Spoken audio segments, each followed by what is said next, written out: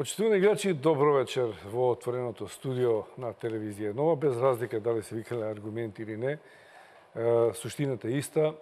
Расправаме за актуелни теми кои го тангираат македонското општество од поблиску или од подалеку. Сакам да кажам дека помина година и половина откако балканската бегалска рута е затворена, но тоа не значи дека во светот не постојат бегалци, дека не се движат. Мал дел од нив поминуваат се уште низ Македонија и низ Балканот, но тоа е незначителна бројка во однос на онаја која пред година и половина беше присутна тука кај нас. Оние што доаѓа, претежно доаѓа од Грција, а тие пак преку Турција. Иако генерално главната бегалска криза доаѓаше од Сирија, од Ирак, Афганистан, но покрај нив доаѓа и голем број бегалци или мигранти од другите африкански и азиски земји. Стравот остана голем, иако затишјето трае подолго време, дали може повторно да ни се случи голем бегалски бран. И еве на оваа тема ќе разговарам со моите вечерашни гости. Драги Змјанац, председател и основач на Меѓаши. Добро вечер, господин Змјанац. Љубинка Брашнарска од УНХЦР. Добро вечер. Јасмин Ерџепи, Легис и госпоѓата Марија Милкова од Центарот за управување со кризи. Добро вечер. Пред еден месец, ми се чини, господинот Јасмин и драги Змјанац беа во Турција, во посета на еден од бегалските, не можам да кажам кампови, туку бегалски градови, една акција, како беше наречена, Змјанац? Македонија со љубов за Алепо. Така. Од каде идејата и што видовте таму во Турција? Каде точно бевте? Оно што сакам да кажам дека Македонија не за прв пат се соочува со една бегалска криза и еден екзодус на прецена деца погодени од војната. За гледачите на ТВ Нова во емисијата Аргументи сакам да нагласам дека токму Љубиша Николовски беше еден од новинарите кој имаше доблест и храброст 1992 година на македонската телевизија да овозможи на мојата колешка и сопруга Гордана Пирковска Змјанац да даде апел за хуманост на граѓаните на Република Македонија да згрижат бегалци од Босна и Херцеговина. И тогаш се соочувавме со една ситуација кога дојде околу 60.000 бегалци и граѓаните ја покажаа во вистинска смисла на зборот хуманоста и почнаа да згрижуваат деца во своите домови, а потоа се ангажираа институциите како што е УНХЦР, Високиот комисар за бегалци, Црвениот крст, УНИЦЕФ и другите организации.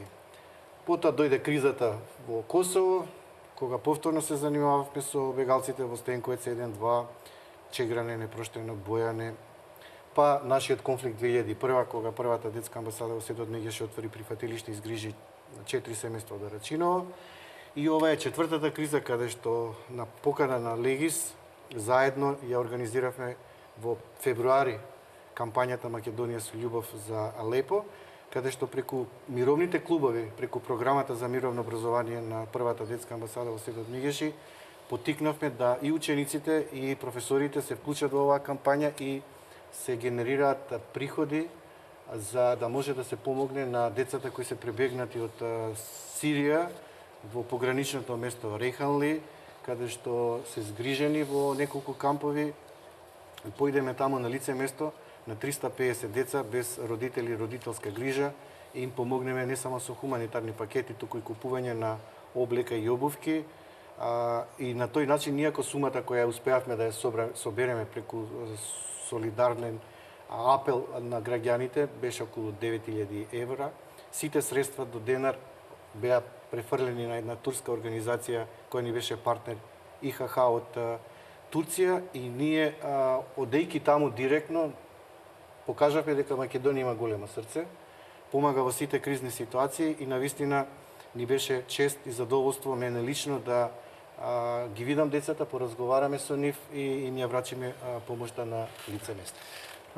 Змјанац ме подсети на недавнешни времиња, јас бев млад новинар, Змјанац беше млад активист, помина многу време и веројатно сите ние се стекнавме со малку повеќе искуство. Имаме тука организации кои што ќе говорат за тоа искуство, како може да го искористиме во иднина. Реџепи, каква е состојбата со бегалците во Турција? Колку вкупно ги има и колку ги има таму каде што бевте ви? Вкупниот број на бегалци во Турција е официјалниот е 2,9 милиони. Во градот Рейханли, каде што ние бевме, градот број 90.000 жители, а 120.000 бегалци. Дел од нив се сместени во камповите, тоа се оние првите кои што дошле и побарале заштита како бегалци. Камповите знаеме во Турција дека се во најдобра состојба и условите се на највисоко ниво. Ние посетивме и центри за деца без родители од Сирија, во Турција, значи деца бегалци без родители. Имаше центри кои што беа со нормални услови, значи стандардни, имаше еден од нив беше прекрасен, значи имаше 55 вили, имаше училиште основно, училиште средно. Во секој од тие вили живеат 16 деца со две да кажем учителки или жени кои што се грижат за нив. Стадиони за играње, културен центар, надзор, психосоцијален, се што може, се што ние немаме ни дома, го имаат они таму. И тоа е во една катарска фондација РАФ, во соработка со нашата партнерска организација ИХХ, го имаат реализирано. Тоа е нешто прекрасно и невидено.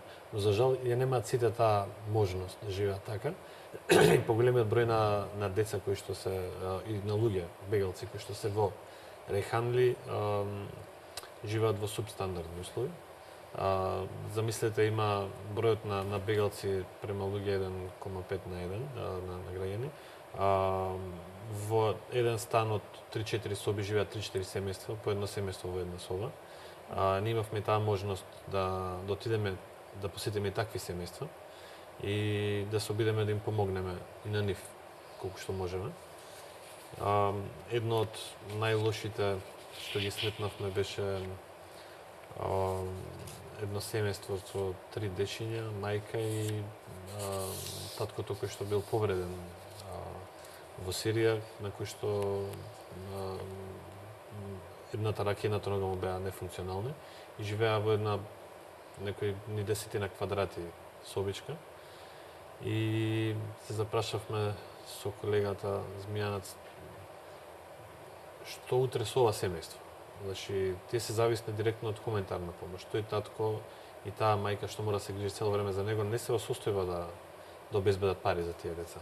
А ако секне хуманитарната помош, што ќе се случи со тие деца? Дали ќе продолжат на училиште или ќе бидат приморани тие родители да ги пуштат на улица да работат и да бидат не да Боже предмет за некакво злоставување. А такви случаеви има многу. Турската држава се грижат хуманитарните организации од цел свет. Скоро почна и Европската унија со оној договор што го имаат со Турција да дава помош на секое семејство, односно на секој член од семејството по 26 евра. Тоа е многу минимална сума и не знам колку тоа може наистина да им помогне, но подобро нешто отколку ништо. Вика Вашнарска, вие сте представник на најголемата светска организација која треба да се грижи за бегалците. Емисијата на Стофен бегалци има, криза нема. Криза нема кај нас, може би, во Македонија, но кризата тлее во светот. Каква е генерално состојбата со бегалците и колку е се тие реална закана воопшто за овој регион каде што ги живееме и дали се уште Сирија е доминантна или веќе бранот доаѓа од Африка, па малку се уште не заобиколува? Благодарам за поканата за учество во емисијата првин. Како што рековте, бројот на бегалци не само што не се намалува, туку расте. Веќе 3 години поред ги гледаме највисоките рекордни бројки на присилно раселени лица на секаде низ светот, во кои што спаѓаат бегалците, како што спаѓаат и внатрешно раселените лица. Оваа година излезе сега извештајот за 2016 година, кој што кажува дека на светско ниво има 65,6 милиони присилно раселени лица, од кои 22,5 милиони се бегалци. Од тие 22,5 милиони бегалци, половина се деца. Алармантно е, бројот е алармантен, не само како број и како ресурси кои што се потребни не само за хуманитарна помош, како што зборува Јасмин, туку исто така и да им се обезбеди достоен живот на тие луѓе, да не им прекрати животот во тие години додека се бегалци или месеци, зависи за која ситуација како. Многу е важно на возрастните лица бегалци да им се овозможи да можат да остваруваат приходи, да работат, да децата да можат да продолжат да се школуваат, како и да имаат пристојно место за живење. Што се однесува до закана, јас не би зборувала за закани од бегалците, туку за закани за бегалците. Тие бегаат за тоа што имаат закани. И тоа немаат закани за некои, не знам, дополнителни или екстра работи во животот, туку имаат закани по нивниот живот. Така што од тој аспект мислам дека и светот мора да свати на каде оди целата работа и да свати од каде доаѓаат бегалците, тие доаѓаат од војните и не е одржливо. Едноставно не е одржливо да се помага со хуманитарна помош кога бројот на војни само бесне и се зголемува. Минатата година најбрзо растечка криза во светот е од Јужен Судан и таму 2/3 од бегалците се деца, се под 18 години.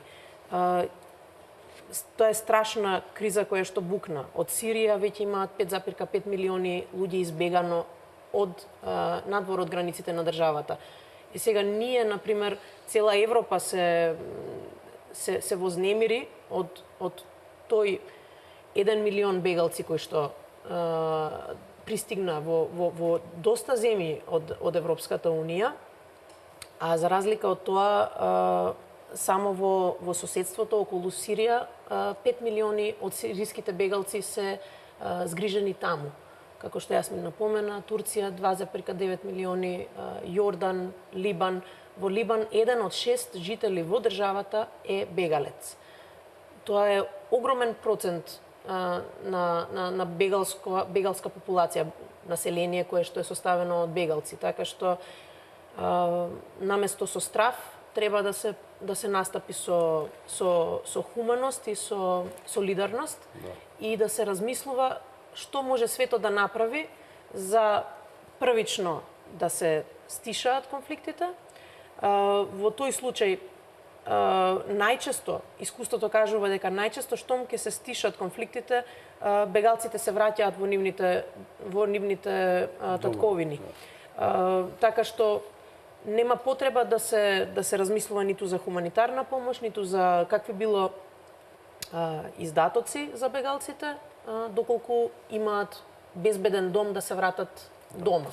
И дополнително најбитната бројка, мислам дека не ја кажав, е дека 84% од сите бегалци на светот се згрижени во земји кои што имаат низок или среден бруто приход. Што значи на сиромашните.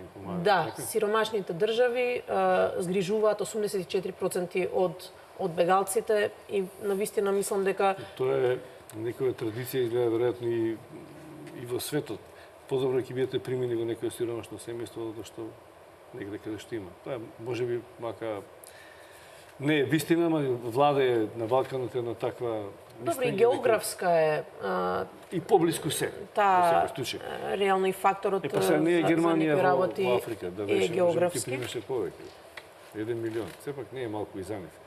Особено затоа што се чини, сега споменав Германија, затоа што останаа таму, не се релоцира во другите европски земји, многу мал број се рашили, а и желбите на овие бегалци беа веројатно најмногу изразени да престојуваат времено во Германија и во Шведска, но дали е баш времено, ќе поразговараме за ова. Еве за прв момент нека остане на информациите што ги дадовте. Уште за почеток со господја Милкова, Центарот за управување со кризи, државата Дали имавте вие вечера управувачки комитет, така? Да. Сите важни фактори беа, Секако. сите министри, здравство, внатрешни... Така. Не беше темата бегалци, Не беше.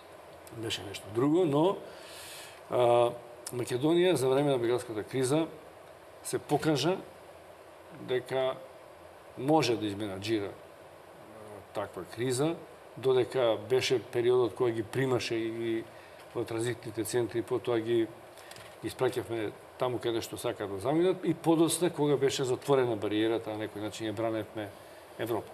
Спротивставени се гледиштата на тоа дали сме можеле повеќе или помалку, дали сме добили или не сме добиле. Какво е вашето искуство, што направивме во два збора, но повеќе ме интересира овие податоци кои Браштански кажува се милионски бројки. Значи 1 милион не е малку, но е помалку од 10 милиона, 2 милиона. Ако не дај Боже тргнат повторно наваму, дали сме ние подготвени со оглед на искуството што досега го имаме. И на кој начин се разбира. Секако ви благодарам на вашата посета за учество на вечерашнава емисија. Се сложувам со претходните говорници се она што го кажа во врска со бегалската криза, бидејќи оваа бегалска криза представува најголемата хуманитарна криза која што случи во нашата ера. Значи, трагично и без да се гледа крајот на кризата, на војната, бројот на бегалците расте, немаме, значи, завршеток на војната во тие земји таму и тие бројки кои ги кажаа нашите соговорници вечерва, значи, се реални и треба да ги очекуваме. Република Македонија системски, уште од самиот почеток, приоѓа системски кон ова прашање со бегалците, значи. Со самото прогласување на кризната состојба во Република Македонија беше покренат целокупниот систем за управување со кризи. Кога зборувам за системот за управување со кризи, овде мислам вклученост на сите институции во државата, од министерствата, јавните предпријатија и се останато што може што представува владина институција.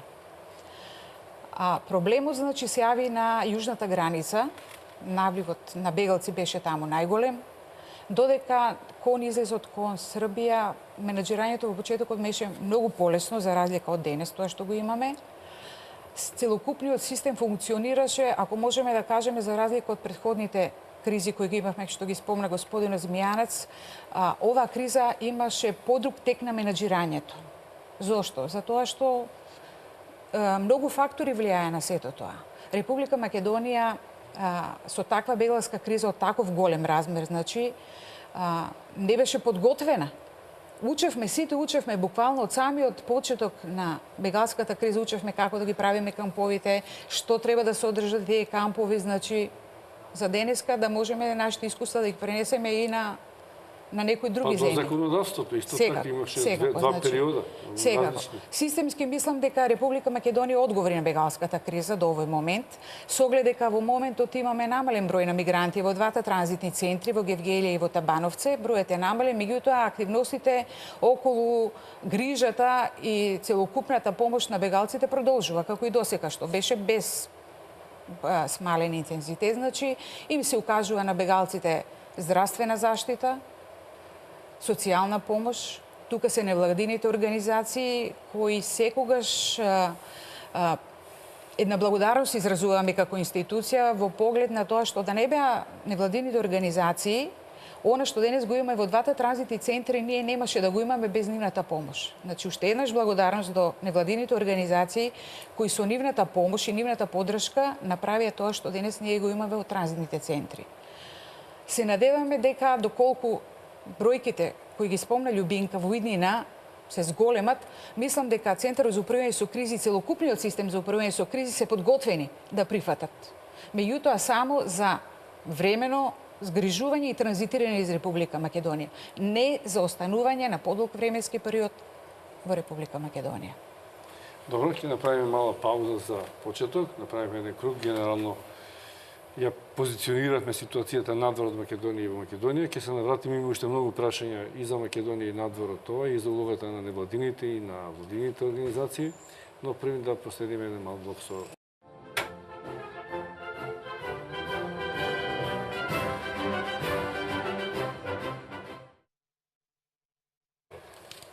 Да. Еве повторно во отвореното студио Аргументи на телевизија Нова разговараме за можноста или неможноста од повторување на голем бегалски бран и колку светот и ние сме подготвени да го спречиме тој и да го избегнеме.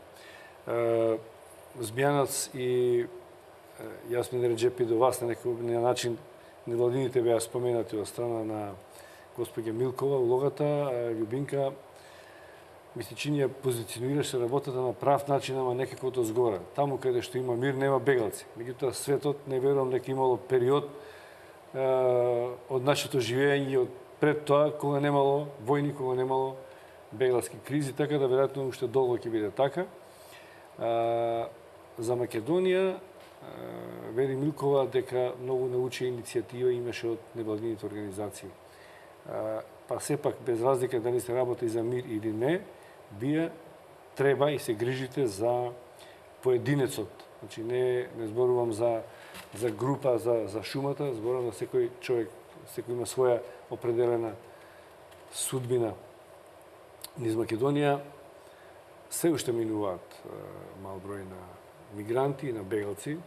Значи, бегалци ги велиме оние што доаѓаат од земјите каде што се уште има војна, мигранти кои што се економски мигранти, но и тие влегуваат во оваа држава.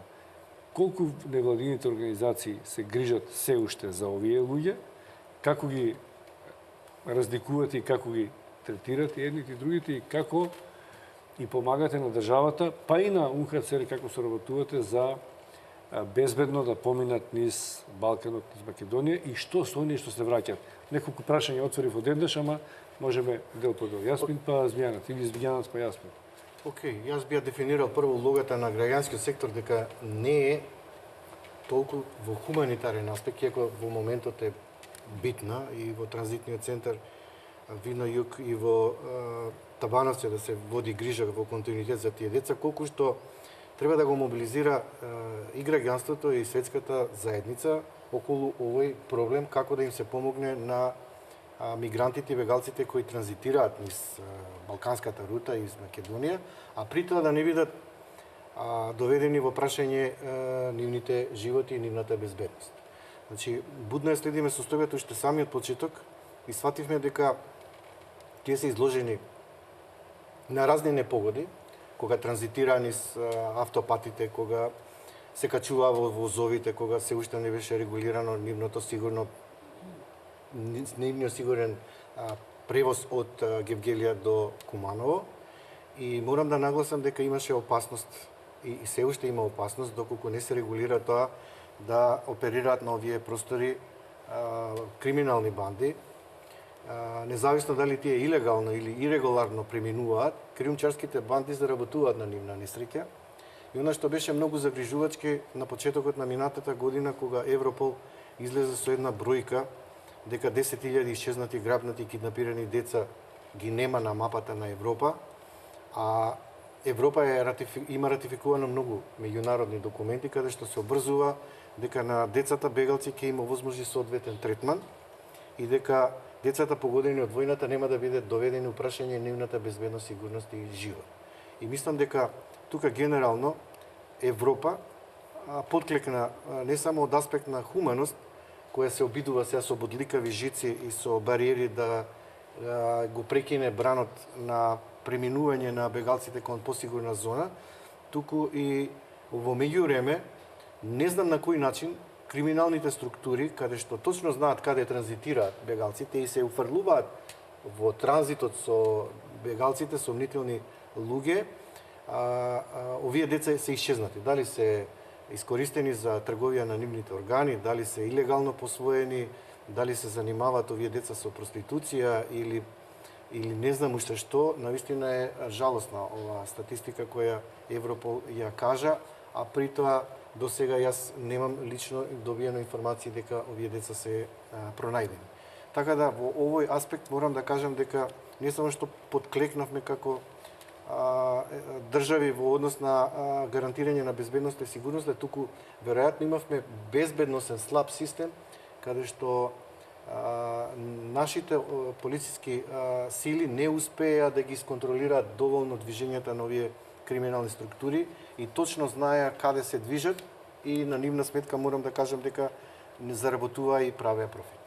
Што не е хумано и не е честно, посебно кога луѓето бегаат од војни и од жаришта каде што животот е доведен во прашање. Тоа лице што го кажа Јасмин кој го видовме, имаше рана и на ногата и на раката и навистина беше во ужасна состојба.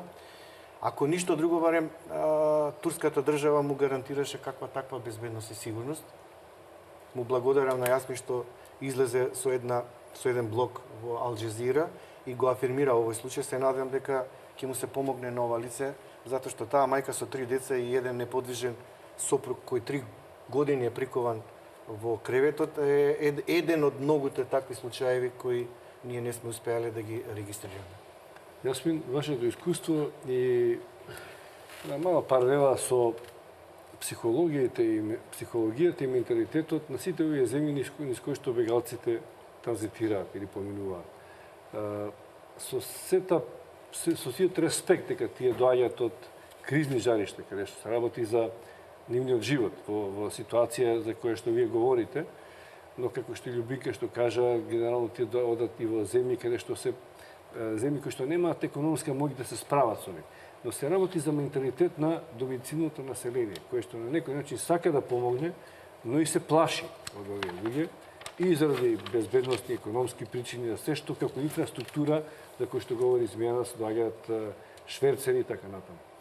Значи, како да се подигне тоа ниво кај локално население, да знае да има соодветен однос кон овие бегалци, да не се плаши од нив, и вајс верса па да се обезбеди, бидејќи меѓу нив има и оние кои што не се со добра намера. Значи, во однос на оние кои што транзитираат, бегалската рута официјално затворена на 7 март 2016. Неофицијално се уште постои. Ниту една ограда не може да ги спречи луѓето кои што се приморани да тргнат на тој пат, ризикувајќи ги своите животи, своите пари, средства или животите на своите најблиски. Ние со помош на нашите партнери од Црвен крст и на терен заедно со нашиот УНХЦР и на терен заедно со Црвен крст работиме во Лојане, каде што имаме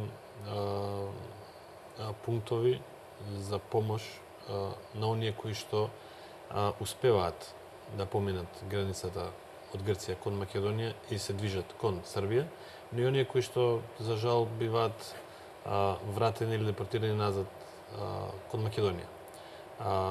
Нашата грижа е од хуманитарен аспект, но и од правен аспект, односно да се погрижиме нашите институции да одговорат онака како што треба, односно оние кои што им е потребна заштита бидат сместени во транзитниот центар во Табановце, или оние кои што ќе бараат азил да им се овозможи да побараат азил. Секој од тие случаи посебно да се третира и оние кои што има потребна медицинска помош, бидејќи неретко се случува да многумина од нив имаат повреди поради различни причини при тој пат и при тој транзит. Не знаеме, иако не е потврдено до сега, не сме имали ситуација, значи во Македонија милион луѓе поминаа покрај нас, не сме имали ситуација било кој од бегалците да крене рака или направи било какво прекршочно или кривично дело кон граѓани на Република Македонија. Нивниот транзит низ Република Македонија е ирегуларен, не е криминал, туку е прекршок и не е нешто за што треба да се плашат нашите граѓани, ниту нешто за што треба некој да се грижи премногу во смисла дека се прекршуваат големи закони или се прави нешто катастрофално. Напротив, нашите центри постојат поради таа причина. Тие луѓе имаат право да влезат натре доколку сакаат, да бидат регистрирани и властите да си имаат увид во информации, да направат мониторинг дали се тие луѓе опасни или не се опасни. До сега не сме имале некоја таква сериозна ситуација. Обратното се има случајно да бидат. Сакам да дојдам до тоа, значи често пати граѓаните се плашат да излезат да им помогнат на такви луѓе кои што поминуваат покрај нив, а бараат вода или корка леп или било каква помош, затоа што некако преку медиумите и преку действувањето на институциите, оние кои што им помагаат на ирегуларните мигранти беа затварани.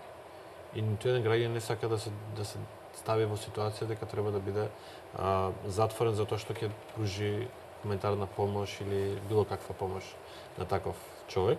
А од друга страна имавме голем број на случаи каде што несовесни граѓани ги напаѓаа луѓе, бидејќи знаат дека имаат пари, тоа што го имаат заштедено, продадено дома или било како стекнато, со кои што средства поминуваат една, друга, трета земја и им ги одземаат тие пари. Имавме, значи, скоро пред последниот случај беше пред неколку месеци каде што еден од нив трагично го изгуби животот во близина на Скопје, другиот беше во болница. 200 пакистанци, да.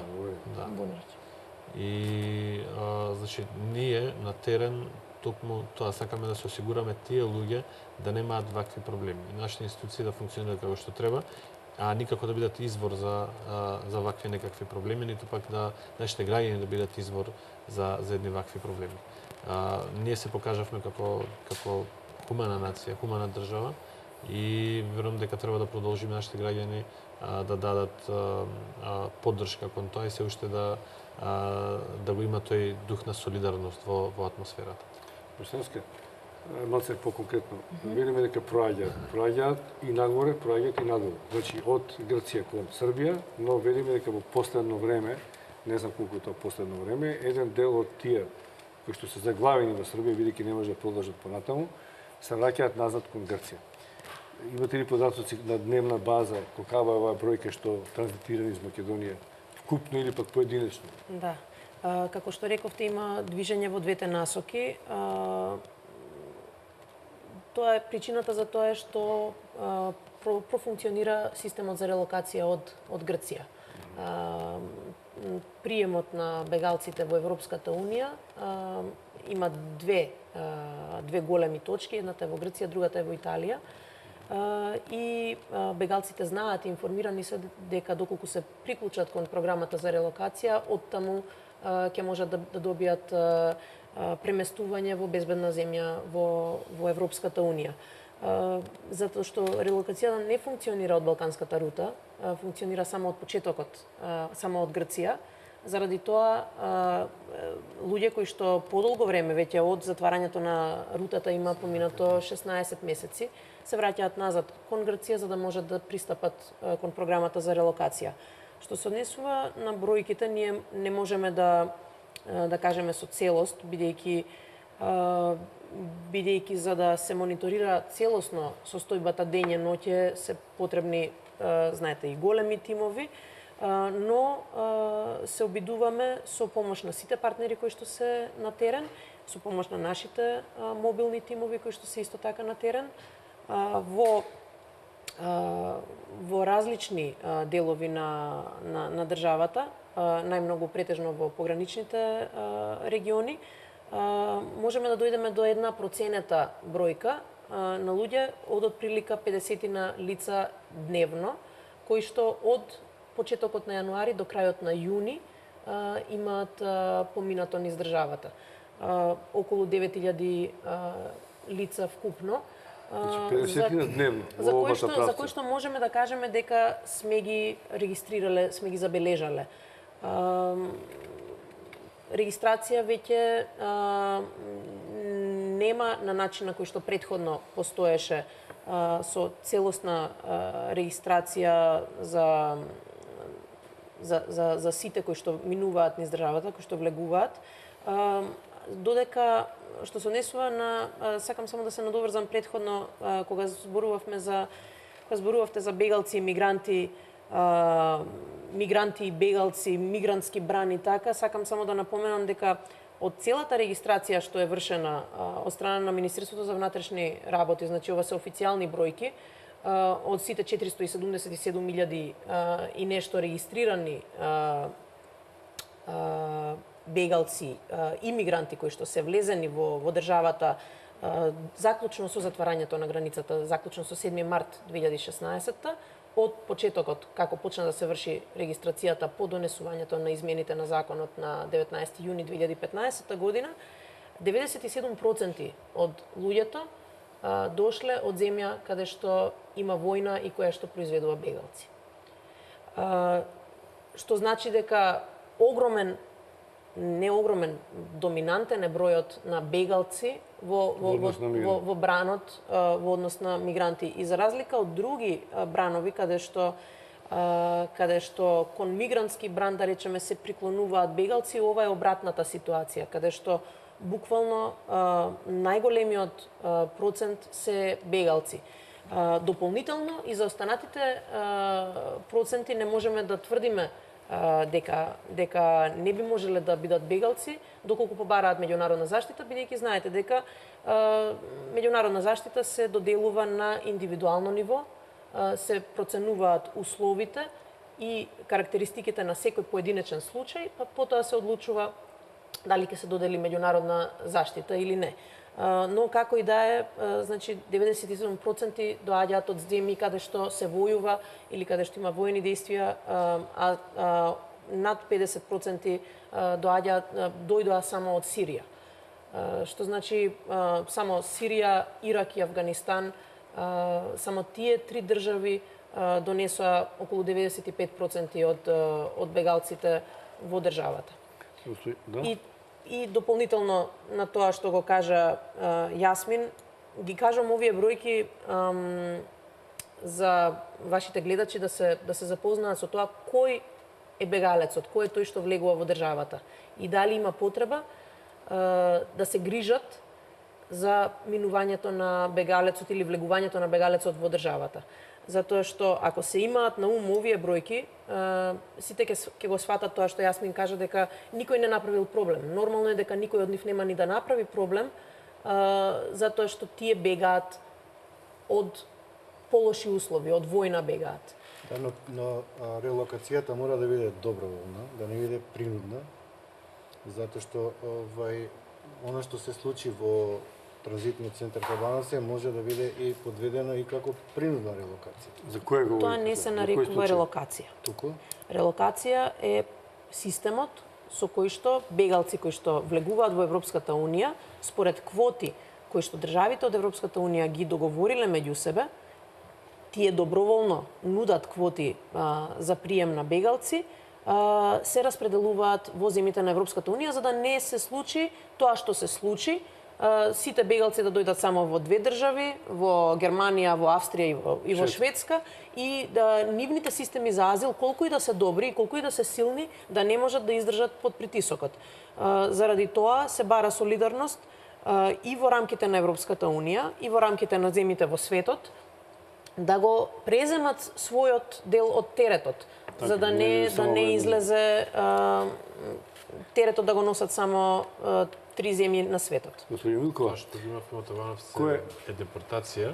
че не го кажавте случајот, говорите како да го знаеме. Да, добро, само да Тоаш кажете го што се случило, па да можам да ја прашам госпоѓа Милкова. Кажете го за случајот за кој што говоревме пред Значи, одреден број на бегалци кои што беа сместени во транзитниот центар во Табановци, во неделата наутро од 4,5 часот беа насилно изведени од контейнерите каде што спие и со употреба на сила беа преведени и депортирани за Грција.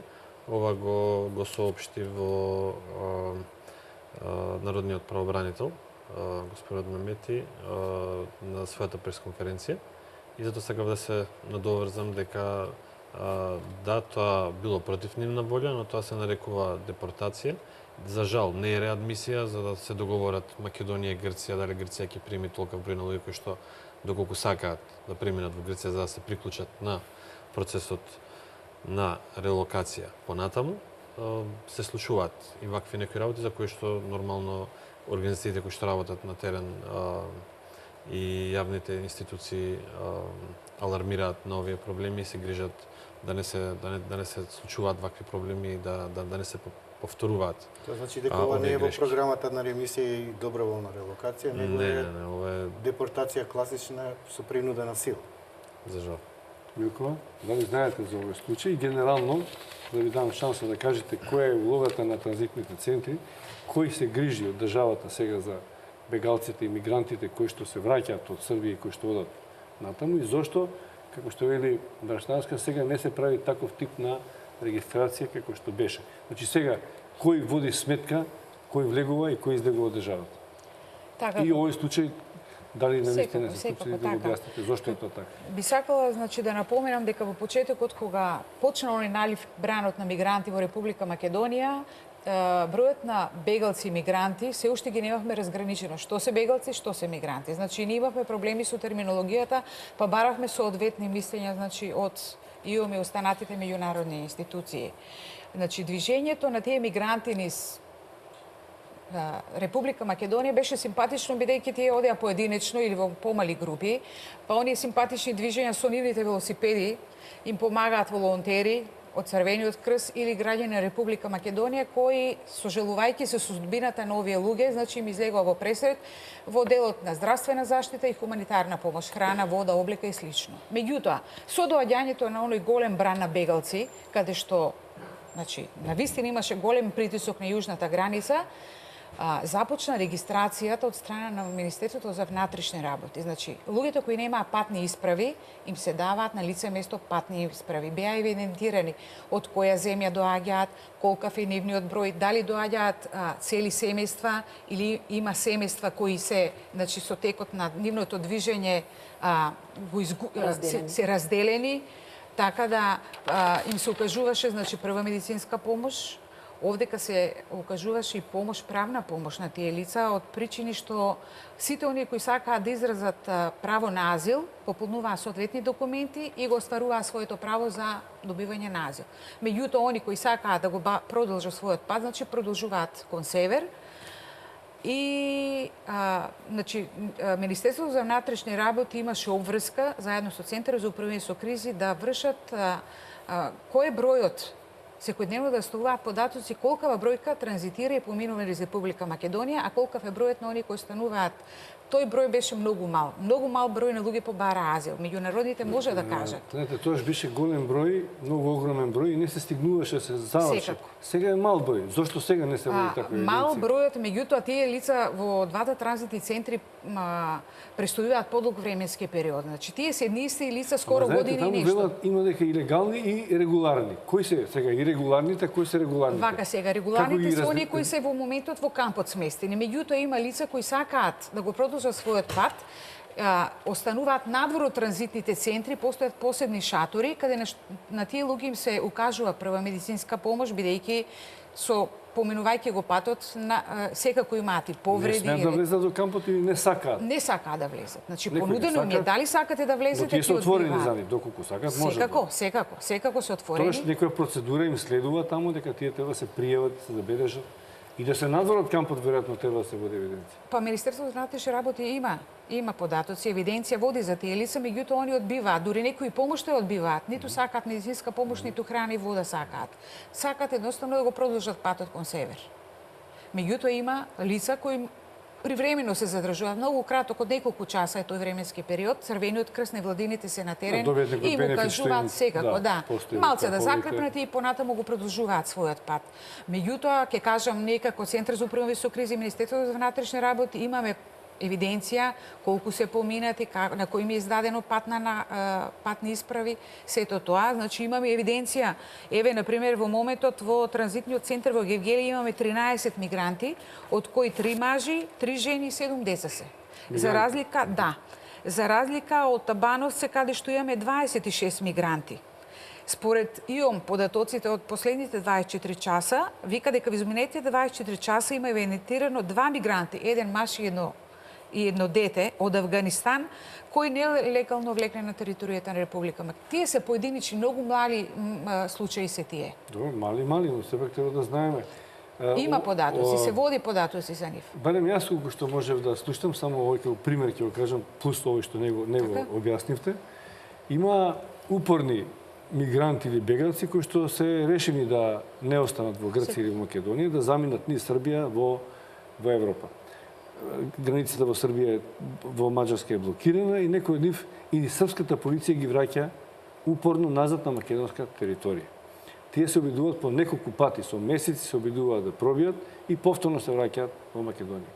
Овие луѓе македонската полиција ги враќа исто така во Србија или пак ги депортира или испраќа во Грција. Или пак ги пушта слободно да поминат низ Македонија, да се вратат во Грција. На кој начин влегуваат во Грција и тие луѓе се жалат дека српската полиција ги тепа и насилно ги депортира во Македонија.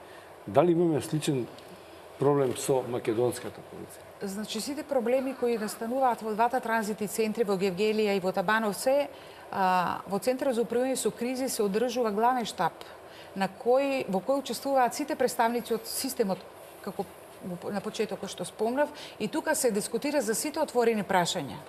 Добро. Не би се сложила со терминот депортација, малце грубо ми звучи. Да, малце грубо ми звучи, затоа што сепак ние сме држава која навистина укажа голема помош на овие мигранти и сега зборот депортација малце... Држава не мора да значи тие што го направиле дека се го направиле легално и легитимно, може на своја рака го направиле, не знаеме. Секако, значи првиот не мора да момент значи државата дека не се грижи. Секако, значи државата се грижи, значи невладините и субјектите од системот им укажуваат се што ги следува согласно законот, укажано им и медицинска помош, и храна, и вода, и облека, и се. Исто и правната помош. Сакате да останете или сакате? Не.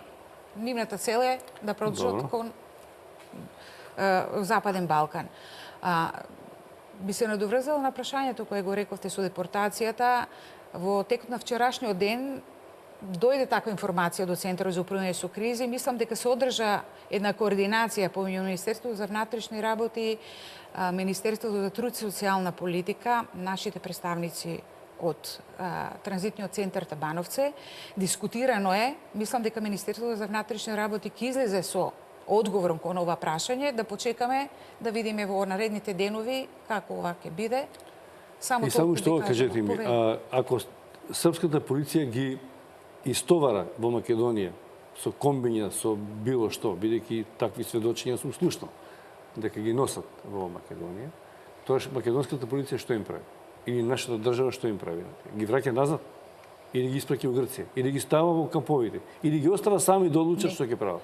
Сите што се вратени, јас, доколку имаме податоци од нашите колеги од регионалните центри, значи им се нуди помош да влезат во камповите. И поголем број од тие што се вратени во моментот се таму, значи тие се едни исти луѓе подолг време. Они се обидуваат да влезат кон север, се враќаат легално во Србија, значи тие не одат на легален начин. Или во ваква ситуација се случуваат од тие луѓе кои што ќе дојдат на македонска територија, а се илегално депортирани на наша територија. Дел од нив се враќаат назад за Србија, тоа го повторуваат неколку пати, како што напомена, и тоа ние го ведеме пинг-понг, го нарекуваме.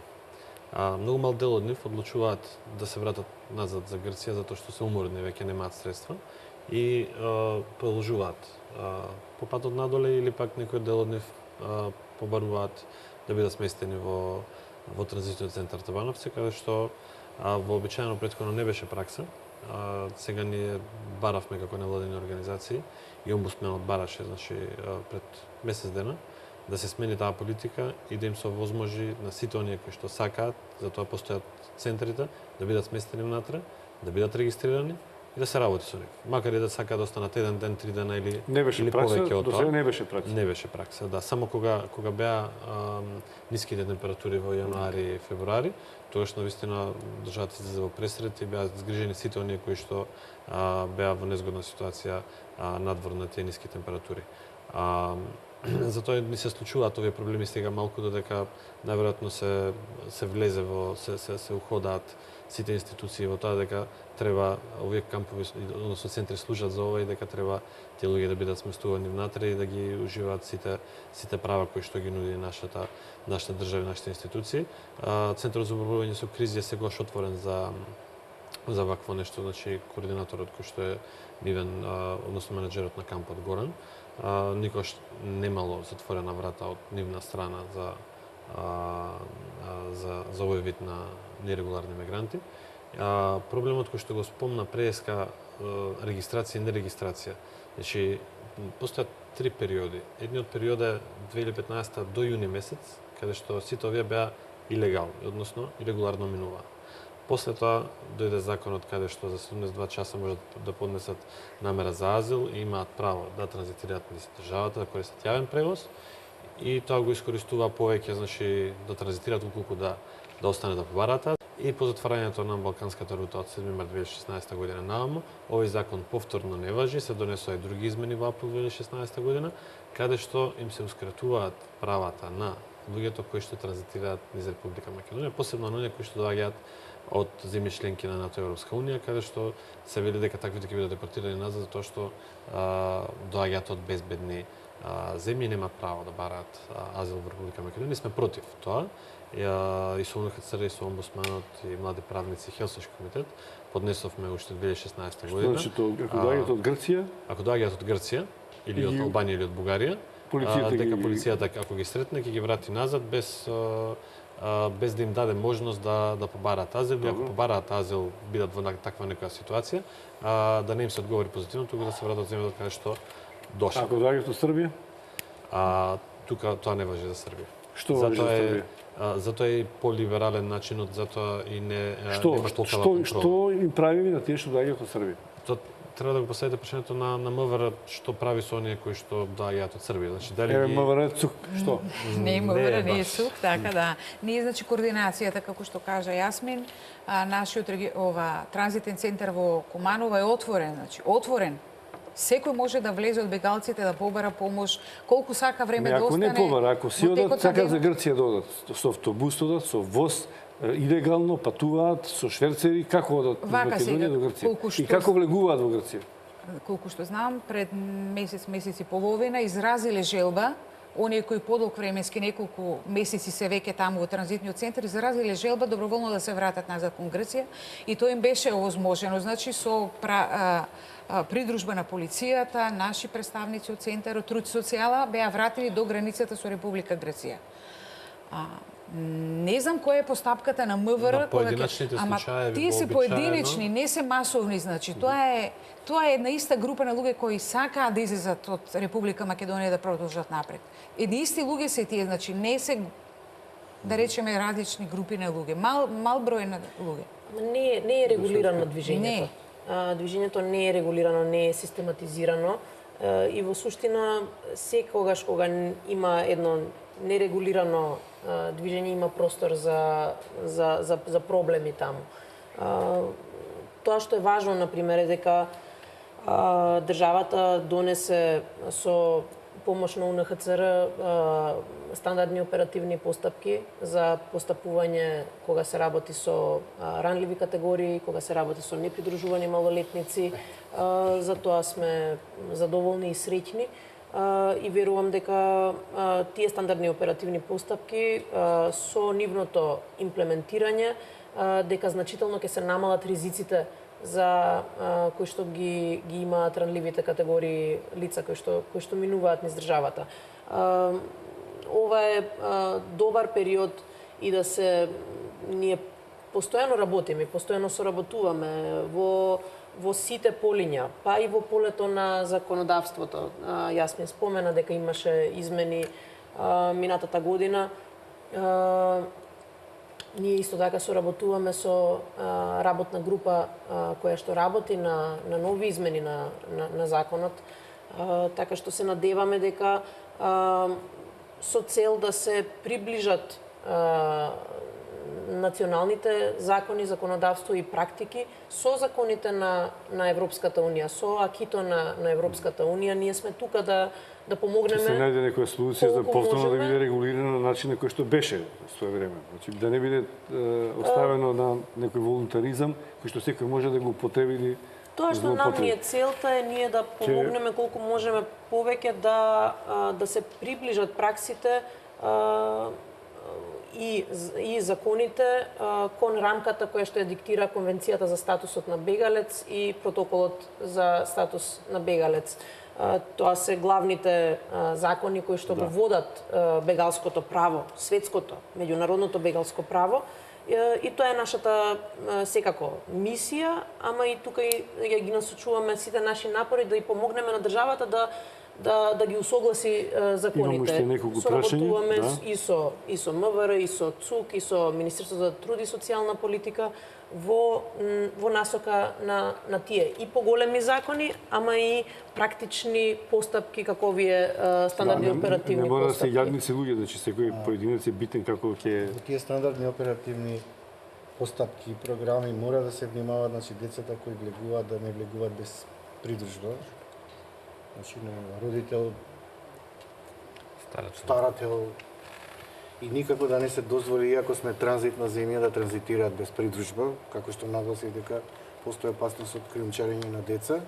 И она што мислам дека мора да биде приоритет на сите меѓународни организации, граѓански организации и државни институции е соединувањето на разделените семејства. Затоа што побрзо се оствари соединувањето, толку повеќе им помагаме да не паднат како жртви на криминал и трговија. И мислам дека од тој аспект мора да се мобилизираме повеќе, да им помогнеме обединувањето да биде што поскоро сторено. Значи тоа го имаме како обврска на меѓународно ниво, не само Република Македонија, туку сите земји кои помагаат на бегалците, односно мигрантите. Змијанац Сакам имаше, само да додадам во врска со овие две нешта што ги спомна господинот Змијанац. Од аспект на прием на непридружувани малолетници. Пристапот е поинаков. Не е дека државата не смее да прими непридружуван малолетник, што ќе направи? Ќе го врати сам и уште повеќе ќе го изложи на ризик. Не, туку напротив, стандардните оперативни постапки предвидуваат и тоа веќе функционира на терен доделување на старател од страна на државата, односно од социјалните служби кои што работат под Министерството за труд и социјална политика. На полицијата во Ликовскиот крај и веројатно таму имаше не само криумчари, беа најдени некој број на бегалци. Меѓу нив имаше малолетници. И што со тие? По 5-16 години момчиња кои што не се деца, но се уште се малолетни. Конкретно со дистрибуцијата на возрастните групи на таа конкретна група не сум запознаена. Знам дека во стандардните оперативни постапки тоа е услов. Значи на тој начин се гарантира заштита на тие лица. Имаме ние во Скопје и безбедна куќа нелогично Брштанска. на одредена Велите дека локација. нови имало двајца во Табановци, а таму беше акцијата на полицијата. Фатија криумчари кои што немаат бегалци. Значи, ја не гледам логика. Ако имало 15 криумчари, треба да има 50 бегалци. Кај се тие? Вака сега, Ја не ги видов. самото присуство и движењето на мигрантите низ територијата на Република Македонија повлекува и одредени ризици и опасности, почнувајќи од здравствените ризици до ситни криумчарења, па се до тероризам, ако можеме да кажеме, значи. Овдека ние не можеме да видиме кој е терорист, кој е криумчар или Не, во рекова таа дека насока. криумчарење со луѓе, а криумчарените не ги видовме. Каде се? Криумчарите или криумчарените? Криумчарите слушнавме, бегаат. Најчесто состојбата е следна. Значи, најчесто тие кои што ќе се затекнат бегалци, кои што се дел од жртви на криумчари, се пренесуваат во Центарот за баратели на азил во Избегово, доколку побараат азил. Има ситуации каде... Значи, тука сте сите битни. Вие не знаете во ниеден момент, ведите се координирате, колку има во транзитниот центар, колку има баратели за азил, колку има во затвор, колку вкупно има луѓе во Македонија. Во моментов има 42 лица од овој последниот бран. Не зборувам за косовските бегалци, затоа што се уште имаме и од тој наплив еден мал одреден број бегалци, од кои што 12, ова зборувам за вчера, ова се бројки од вчерашниот ден, 12 во Табановце, 13 во Винојуг, во Избегово во Центарот за баратели на азил има 4, во безбедната куќа 7 и во поединечно сместување, тоа се лица кои што реално Центарот за баратели на азил во Избегово е од отворен карактер и доколку некој сака да се смести надвор и ги има средствата и може да си приушти да се смести надвор, одлучуваат така, тоа го одлучиле 6 лица. Значи, ова се официјалните бројки на регистрирани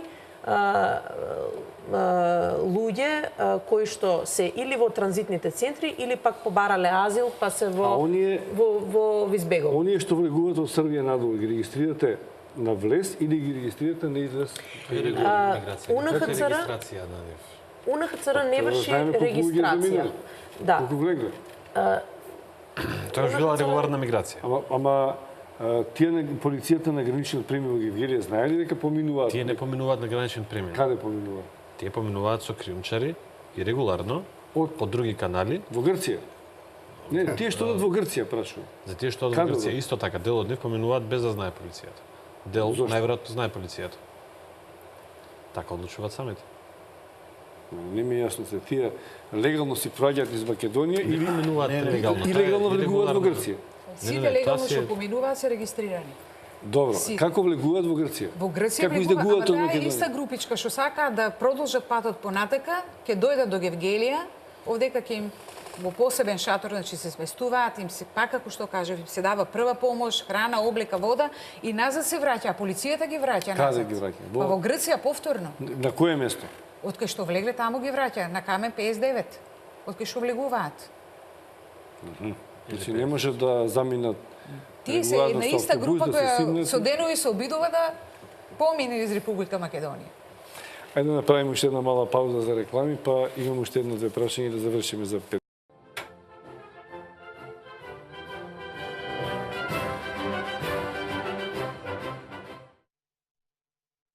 Добро, имаме уште малку во овој последен дел. Многу прашања остануваат.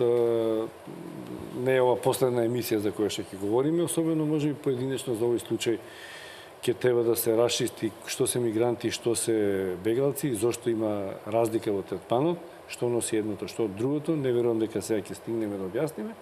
И што е реадмисија, што е депортација и зошто сите не ги депортираат, туку одреден број на овие ирегуларни бегалци во Табанот. Тоа сите нека ги соберат во автобуси, нека ги... Многу кусо, ако сакате. Ајде, кусо. Многу кусо.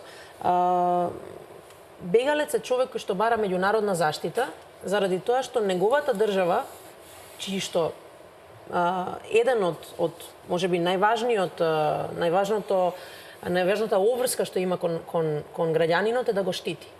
Доколку државата сама не може да го заштити својот граѓанин, тогаш тој граѓанин има право да побара меѓународна заштита во друга држава. Бидејќи Обединетите нации и светот се има заветено дека ќе бидат солидарни и дека ќе си помагаат кога ќе има потреба од помош, тие се тие кои што ја нудат таа меѓународна заштита на бегалците. И бегалците имаат право на меѓународна заштита. Тоа значи дека не смеат да бидат вратени во жариштето, не смеат да бидат оттурнати, односно депортирани во земја каде што се војува и каде што не се безбедни, каде што им се врши прогон систематски. Мораат да добијат децата образование, возрастните да има... Тоа за мигрантите не важи, така? За мигрантите важи меѓународното законодавство за човекови права. Значи, за мигрантите се однесува еден друг сет исто така закони кои што човекови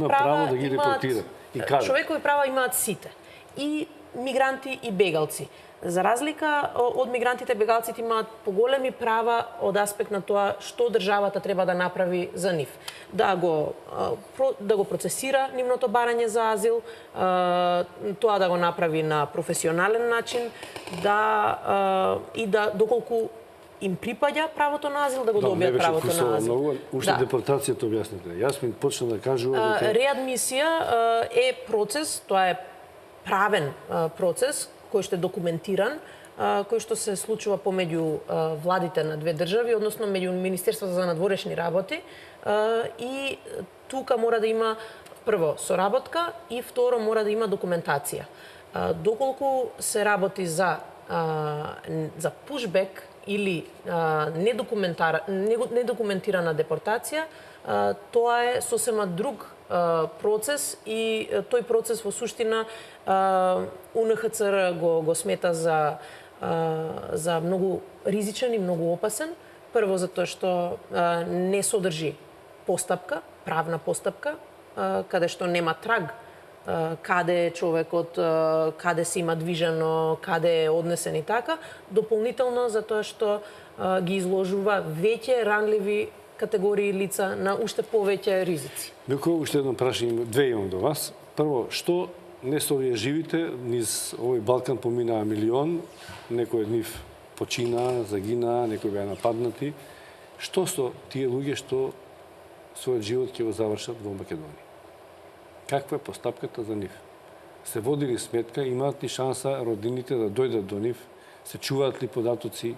Излегува ли истражен судија на терен постојано? Се чува ли ДНК од нив? Или ќе се заборава тука негде по Балканите и никогаш нивните родини нема да знаат дали се живи или не? Вака прашањето како што поставивте, значи тоа се еден или два поедини случаи. 30 имаш, како? 14 само на пругите Веле загина. 30 има Јасмин во Македонија, така? Тоа беше во почетокот, значи кога не беше регулирано согласно. Ето, овие во Пакистан беа сега скоро. Да, во ред, меѓутоа на територијата на Република Македонија во почетокот тоа што се случи на железничката пруга беше некоја бројка, меѓутоа движењето не беше нивно регулирано. Значи тие влегуваа илегално на територијата на Република Македонија, се случи тоа што се случи, значи не сака настан. Има ли постапка воопшто сега? Па тогаш имаше, значи излезе на лице место судија, има документирани податоци за таа случка, Македонски железници исто така на терен излезе. Меѓутоа овие бројки се многу мали, значи дали од долгиот пат исцрпеност, еден-двајца ги загубија животи, како што кажете. Поголеми бројки не располагаме како систем, како Вообичаено ова е во доменот на Министерството за труд и социјална работа. и Министерството на внатрешни работи, така да. Значи Знаете, ова што им се случи на овие луѓе е стварно Вие сте некумано. ЦУК, велите МВР, велите труд и социјала. Многу институции. Ако дојдат двајца татко и мајка од Германија, кои што стигнале таму и мислат дека нивното дете загинало во Македонија, кај да се обратат? Во труд и социјала, во ЦУК, во МВР, во МНР, во истражен студија, во медиуми, кај да појдат? Или на судска медицина? Каде Значи, да многу министерства, веројатно вие сте тие што координираат. Секако. Ево, јас како новинар да треба да им помогнам, кај да чукнам, на која врата? Секако, обратите се во Центарот за управување со кризи, со оглед дека координацијата во двата транзитни центри е под капата на Центарот за управување со кризи, ние би ја спровеле таа постапка и луѓето ќе бидат, значи, упатени на вистинско место, дали во министер, каде што мислиме дека постојат податоци, информации за Знаете дека во нивното Бутел има барење. 5 месеци тој пакистанецот уште е во фриџидер. Значи, еве, как Сваќам, или ќе се меѓутоа погреба во Бутел, или ќе дојде некој од Пакистан ќе го однесе. Значи, дали ги следите тие? Секако. И среќа што не се многу, велите не се големи групи. Па добро е што не се големи па групи. не се, тоа е затоа ви викам. Значи, Тоа е подобро за постапките вас. Секако има своја улога сите институции. Има и Центарот, има и Министерството за внатрешни, и труд и социјала, значи Па 100 пати сум се јавил и од никој не сум добил точно одговор. Да ви кажам искрено. еве јас ќе земам за оврска во текот не знам на кај да се утрешниот јавам, ден, значи ќе ве известам за овие. И уште нешто. Повели. Попат споменавте дека Змијанац, ќе се спомена, ми се чини големите жици во Унгарија, кои треба да ги спречат овие луѓе да заминат. Македонија во еден дел од периодот кога се справуваше со бегалците, подигне исто така 2 жичени огради. Беше нужно, веројатно, во тој период и таа е вечна дилема дали да ги пропуштите или да ги спречите. Ако, не дај Боже, пак дојде до голем бран, како ќе постапиме? Од 1 милион. Жиците кои беа подигнати на јужната граница беа пред се од безбедносен карактер, со оглед дека во тие моменти имавме зголемен обем на влез на бегалци од јужната граница, и со самото прогласување на кризната состојба, значи на територијата на Гевгелија и Куманово, се јави потребата, значи, да интервенира и армијата. Армијата всушност дојде на поддршка на полицијата. Тогаш се изгради, значи, од безбедносен карактер, бидејќи нивното движење не беше само на Камен 59 регулирано регистрација и продолжување понатака. Мигрантите, односно бегалците, бараа резервни локации, патишта каде што може, значи, да се пробијат и да го продолжат својот пат. Од тие причини, безбедносни, значи, се подигна жичаната ограда. Не е решение, не е убаво, меѓутоа од безбедносен карактер сепак. И уште нешто, се шпекулираше за можноста не само за транзитни центри, чии капацитет е колку 2000, што ако се побара од меѓународната заедница или ситуацијата на терен побара, малце подолго трајно престојувалиште за овие бегалци, бидејќи овие што се транзитни веќе 2 години скоро се овие луѓе таму. Така, значи, дали според Македонија... проценките кои ги направи Центарот за управување со кризи и останатите субјекти, во моментот двата транзитни центри се доволни за прифат и транзитирање 72 часа.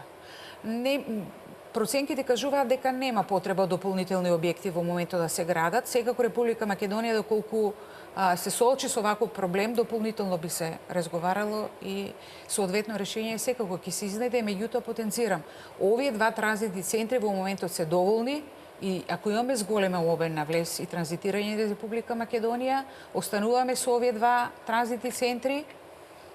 Македонија одигра важна улога за време на бегалската криза. На Турција и беа ветени колку милиарди? 6 милиарди да ги задржи бегалците таму. Ние веројатно толку нема да добиеме, но дали нешто од тоа Македонија што се вложи од хуманитарен аспект доби од меѓународната заедница? Или не беше во планот да добие? Овде Љубинка може би по-детално би можела да каже, значи ние како институции не добивме средства. Го кажувам тоа да спекна тоа што ние добивме можеби некои обуки. Добро, ама инфраструктурата беше наша, имаше таму работи кои што... Секако, меѓутоа пак тоа беше во почетокот на локалната самоуправа, од своји средства локалната самоуправа го почна, го изгради, субјектите со своји лични буџети, значи донира, струја, вода, сето тоа се инфраструктурно се правеше од локалниот и државниот буџет. Доколку знам, без помошта, пак како на почеток што кажав, без помошта на невладините и меѓународните организации, ние помогнавме на Европа, значи ние помогнавме, се Европа сите... не ни помогна на нас. Затоа е прашувам. Така да ние како институции, како систем не видовме. Можам кусо само. Сета помош што дојде од УНХЦР кон државата се претежно пари од меѓународната заедница. Така што посредно наши донатори се ЕКО на Европската комисија, потоа ДИФИД од британската влада, од владите на Германија, на Италија, на Швајцарија, на Јапонија. Имаме значителни средства кои што ние ги вложувавме во подигање на транзитните центри, во обезбедување на храна, на хигиенски услови, на функционирање на тимовите на Црвениот крст, бидејќи наш партнер е Црвениот крст и ние ги финансиравме и се уште ги финансираме функционирањето на Црвениот крст долу во Гевгелија, потоа на младите правници, значи сета таа бесплатна правна помош која што им се дава на бегалците, се плаќа. Тие не ја плаќаат, и тоа е многу важно, да им се сета хуманитарна помош и сета помош да им се обезбеди бесплатно, но мора да запомниме едно, дека лицето кое што државата го има кон бегалците е лице кое што сите заеднички го градиме. Завршуваме. Само уште 30 секунди, Јасмин. Бевте во Турција, 2,9 милиони. Ако Ердоган не ги добие парите, ќе пушти 1 милион повторно на Германија? Значи, бидејќи говориме за голема политика, нели? Така почне и запирањето на балканската рута е политичка одлука. И отворањето на истата би било повторно политичка одлука. Прашањето е само колкав број на луѓе ќе тргнат наоме, дали ќе имаме ние можност да се справиме со тоа. Јас на крај, ако да, може. Збориме многу за бенефиции, некакви средства добиени за нашата солидарност и хуманост и така натаму. Оно што морам да го забележам, јас лично кога бев во Реханли, осетив една чиста сагрижувачка ситуација на 90.000 луѓе, граѓани кои згрижиле 120.000 луѓе на соседство. Во еден момент бевме на 200 метри од границата со Сирија. Во камповите кога бевме на 2 километри. Значи таму не осетивме ние дека луѓето ги згрижиле во градот Реханли заради некакви бенефиции кои ги очекуваат од меѓународната заедница. Така да морам да кажам, на почетокот ќе се вратам, Македонија навистина одговори на многу хуманитарни кризи. Од Босна и Херцеговина, Косовската криза, нашата 2001 и оваа. И верувам дека се вложивме сите, иако во еден момент бев изненаден кога во комуникација со луѓе кои беа добро информирани меѓународниот фактор, рекоа ќе ја затвориме границата. Не очекувавме дека ќе се затвори границата на така брутален начин со жици. Да, веројатно одговорот го даде јасно. И дека толку несовесно би рекол ќе се однесуваме кон нив во еден момент. Јас се сеќавам на каменот кога беа бегалците во Табановце, тие беа таму десетина дена во едни нечовечки, хумани, надчовечки, месец дена. И кога бевме таму да ги посетиме, гледав како им даваат храна, обувки, облека, хигиенски материјали и се сеќавам дека излегавме со впечаток кога им реков на моите колеги од повеќе меѓународни организации, ние со ова нема да се спомириме, ние ќе реагираме. И верујте, реагиравме и баравме да се тргнат пред се децата од тие услови и за среќа се тргна. Меѓутоа, тука се играше една чудна политика на таа меѓузона, ничија земја, каде што се тактизираше, се опипуваше што понатаму со тие, дали ќе ги прифати некој или нема да ги прифати. Пак ќе кажам, Македонија генерално одговори на оваа хуманитарна катастрофа. Ви благодарам што бевте гости во оваа делот емисија. Насловот мислам дека бегалци има, криза нема, дај Боже да нема, да се вратат назад, но ние сме тука да анализираме што е можно да се случи, како со оваа мала бројка подобро да се справиме кое што минува из Македонија. Благодарам уште еднаш што бевте гости во ТВ Нова. Почитувани гледачи, тоа беше уште едно издание на отвореното студио Аргументи на телевизија Нова. Пријатно.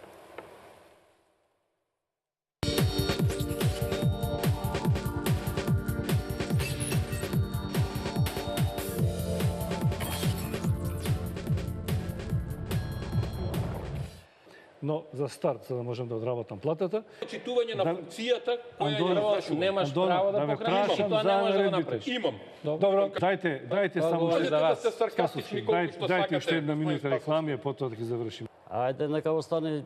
Па тоа прашате го заев. Чека сега. Патот до пеколот е поплачен со добри намери. Прочистување на избирачкиот список. Уште не ќе очистиме. Значи, ако расчистивме, а не расчистивме очигледно, тоа ќе биде некаде околу 9 часот, значи за 2-3 минути. Во времето на Бранко Црвенковски. Немојте така. Онтолошки тие се тука. Најкратко кој Ја реди. таму, ама до пола книга се одбележале. Нема да читаме цел. А ве молам режија.